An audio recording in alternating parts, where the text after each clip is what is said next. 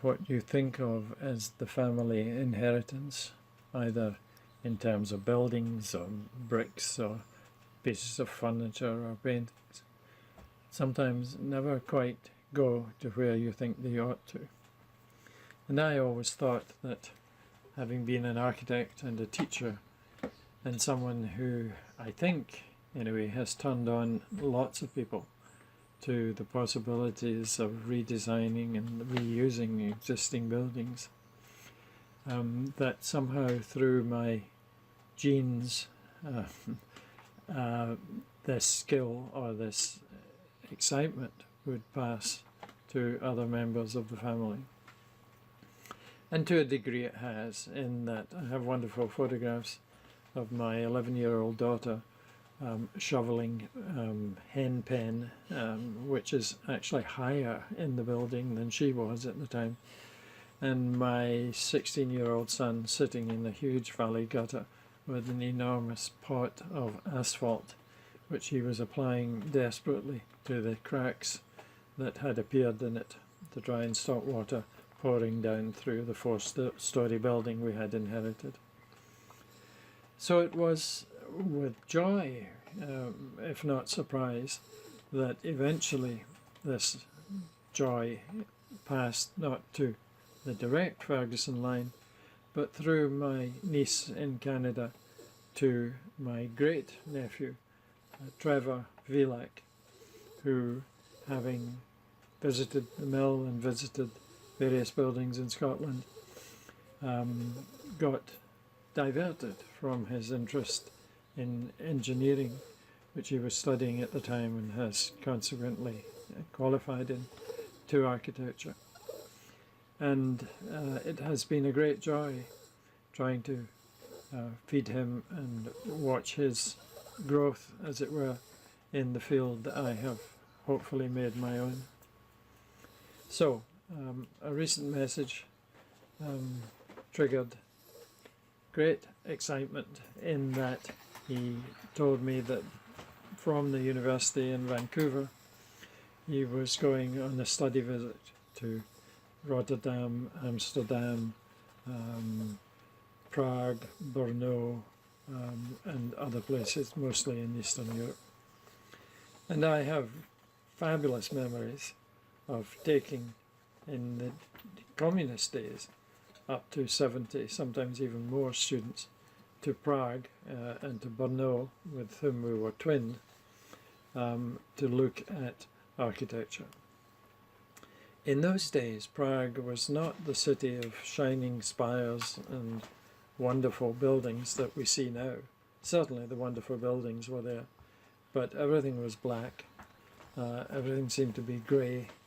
None of the churches or buildings with a vaguely ecclesiastical nature were open to the public. And we survived only because I had an Arts Council passport and my students were there under the auspices of student transfer. We also had a Chédoc guide who was very good when it came to the National Gallery, which incidentally contains the best collection of French Impressionists I have ever seen, but also to medieval libraries, monasteries, and fabulous Baroque churches, all of which were not at that time available to the general population. What we didn't expect, of course, was that outside the city centre of Prague, the works of an architect called Plečnik were to be available, and in terms of modern architecture, set many of the students I took there alight with a joy which they had not had the opportunity of finding in their home country.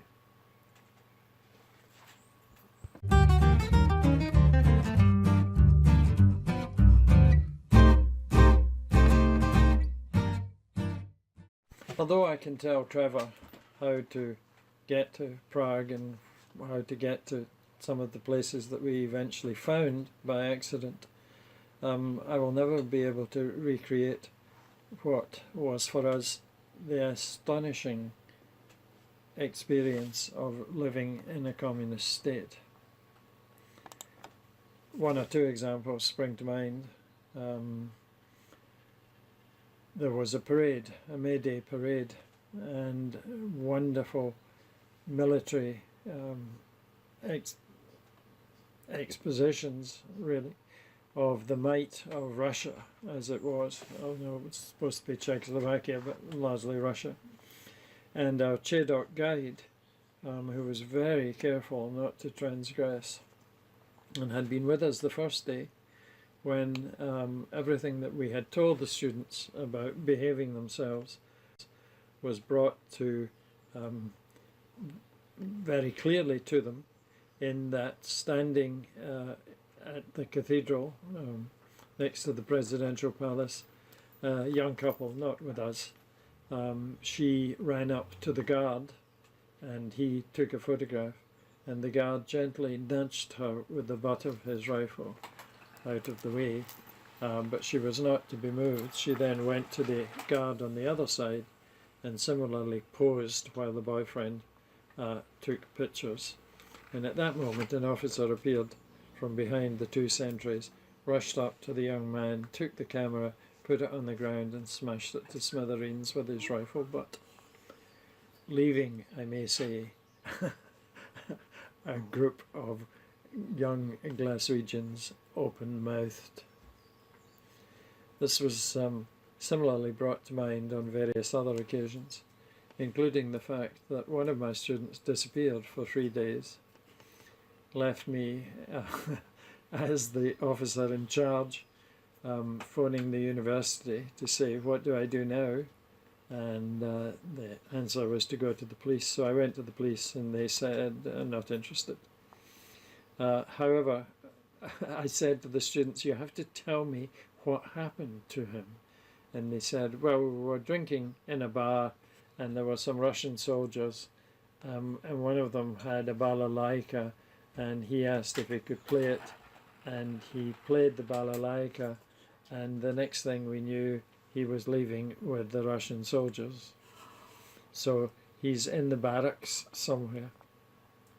And true to form, the next day up turned the said student wearing a fuzzy Russian army hat and clutching a balalaika, which had been a gift from the soldiers in the barracks. And I could relax slightly. However, this parade was taking place, and the Chedok guide, Jimmy Chedok as we called him, said, no cameras, no cameras. You mustn't go anywhere near the parade. You can watch the parade. I will take you there. I've reserved a place for you.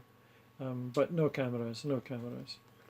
So we went and we waited, and the parade appeared. These enormous rockets, the likes of which we had never seen before. Goose-stepping Russian soldiers, and the whole might of the Soviet Empire on display. And of course, 4 of the students immediately ducked under the rope, ran into the middle area of the dual carriageway down which the parade was coming, lay on their stomachs and started taking photographs. Jimmy Chedok said, I'm out of here, and left.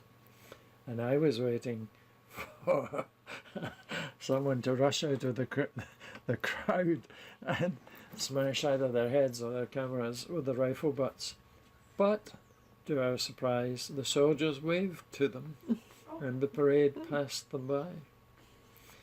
So, we began to lighten up slightly, and on the final night, as was traditional, the university paid for them to have a meal communally with visitors.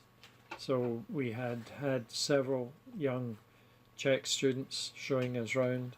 We had spoken to art historians, etc.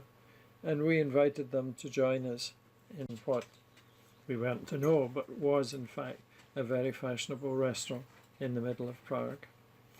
So I went to organize this meal, and I explained that there would be 75 people, and we wanted a 3-course meal with alcohol. And he looked at me and said, 75 people? Yes. And alcohol? Yes.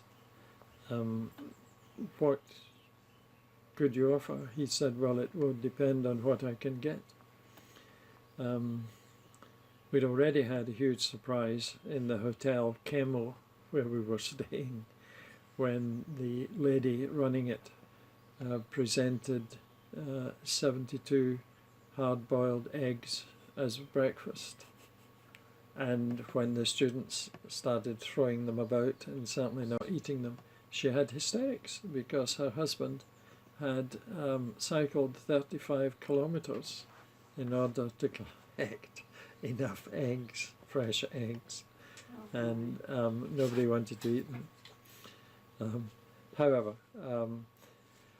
the waiter in the hotel said, you will get a very good meal. You will get a very good meal, and we will provide beer for everyone, as much as they can drink. And for you and your guests, there will be vodka and wine. And I said, and how much would this be? And he said, about £5 a head. And I thought, oh, this is going to be a disaster. However, having booked it and got the money from the fund to pay for it, we went, and it was an old cinema, so that there were cantilevered balconies, and you could see people eating on each side, and we were all in there. And we started off with wonderful chicken soup, and then we had carp with a white sauce, and then we had a mixed grill including swan, no, not swan, goose, and chops and steak and vegetables of all kinds. And then we had a sort of Prague version of Eton mess. The students each had 2 or 3 bottles of beer, and the staff and the visitors had vodka and very nice wines. And as I said, at £5 a head, it was quite astonishing. And surprisingly, many of the important young people from the architecture scene who were with us said they had never seen such food before. And they were just absolutely astonished at what had been provided. And about this point, a group in one of the other balconies started singing. And you can imagine what happened for the rest of the evening. 72 loud, slightly inebriated Glasgow students of architecture sang their wee hearts out. I can't tell you what they sang. Some of them were not entirely polite in any language, but it didn't seem to matter to the people on the other balconies, because the evening just was fabulous, absolutely fabulous. And the surprising thing was that I took my wife there about 5 years later, and I walked into the restaurant, and the manager said, "Scots architecture," to me. And that's why I know that Trevor is going to have an absolutely wonderful time, certainly in Prague and obviously in Brno. I look forward to hearing his stories.